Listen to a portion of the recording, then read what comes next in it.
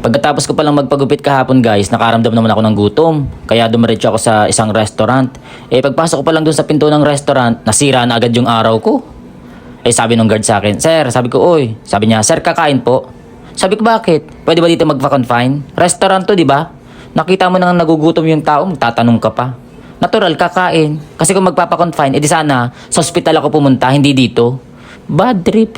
Sabi nung guard, "Sige sir, pasok na po kayo." Sabi ko, "Ay, wag na. Wag na. Ito yung pera, o orderan mo na lang ako dun sa loob. Tapos aamoy-amoyin ko na lang dito sa labas." Natural, papasok. Parang sirato. Diba? Bad trip. Pagpasok ko naman sa loob, sabi nung crew sa akin, "Sir, mag-isa lang po ba kayo?" Sabi ko, "Bakit? Maliban ba sa akin, may nakikita ka pa bang hindi ko nakikita?" "Mag-isa lang ako Parang sira, nagtatanong pa, nakikita nang mag-isa lang ako. Bad trip. Kakainis. Tapos noon, nailagay na lahat sa table ko yung order ko. Sabi nung crew sa akin, "Sir, complete order na po." "Ang dami niyan sir Sa'yo lang lahat yan?" Sabi ko, "Bakit? Mukha ba akong matakaw? Anong tingin mo sa akin? Patay gutom? Ha?